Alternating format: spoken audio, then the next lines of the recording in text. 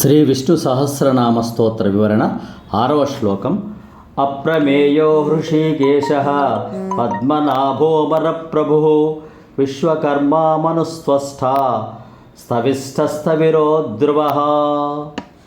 అప్రమేయః ప్రమాణములకు అతీతుడు. విష్ణువు అంటేనే సర్వవ్యాపకుడు కదా. మన కొలతలకు ఆయన అందనివాడు. మన జ్ఞాన సముపార్జనకు ప్రమాణములైన ప్రత్యక్ష పరోక్ష అనుమానము వంటితో ఆయనను గణింప శక్యము కానివాడు. ఎతో వాచో నివర్తంతే. శృతులు స్మృతులు పురాణములు కూడా ఆయన గురించి చెప్పలేక వెనుకకు మళ్ళాయి.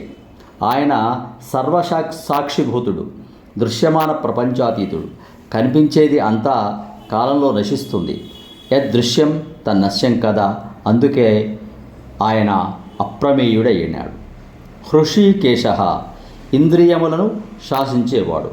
హృషీకములకు ఇంద్రియములకు ఈశుడు ప్రభు. అంటే అతని ఈశత్వంలోనే సమస్త ఇంద్రియములు ప్రయాణం చేస్తూ ఉంటాయి.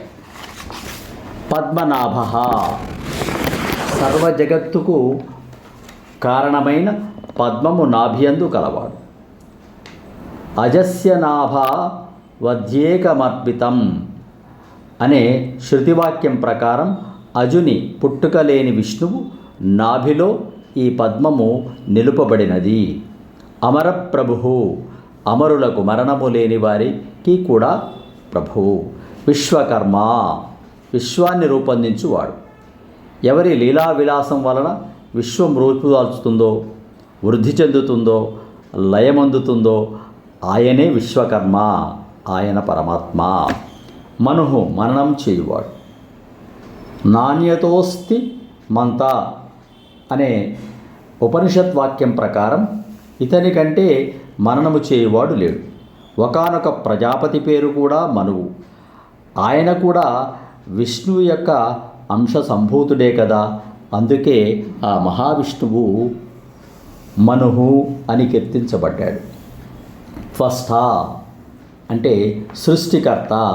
త్వష్ట ప్రజాపతి శిల్పి వలె నామరూపములను తయారు చేయువాడు.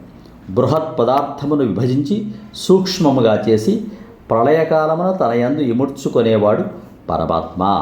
స్థవిష్టః బ్రహ్మాండమును తన యందు ఇముడ్చుకొన్న బృహద్రూపమూర్తి. సమస్త భూతజాలమునందు స్థూల సూక్ష్మరూపములుగా ఉండు విశ్వమూర్తి. అణోరణీయాన్ మహతో మహీయాన్ అని కదా.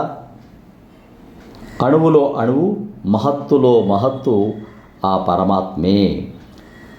స్థవిరః సనాతనుడు, సదా ఉండేవాడు.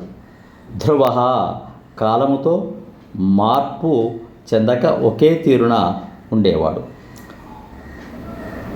స్థవిరో ధ్రువః అని ఒక నామముగా కూడా ఒకే నామముగా కూడా స్థిరుడై నిత్యుడై కాలాతీతుడైన వాడు అని అర్థం చెప్తారు.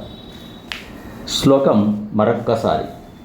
అప్రమేయో హృషీకేశః పద్మనాభో అమర ప్రభుః విశ్వకర్మా మనుస్త్వష్టా స్థవిష్టస్థవిరో ధ్రువః. సబ్స్క్రైబ్ ఆచార్య శ్రీ సూక్తి ఛానల్. సర్వం శ్రీకృష్ణార్పణమస్తు. స్వస్తి. శుభం భూయాత్.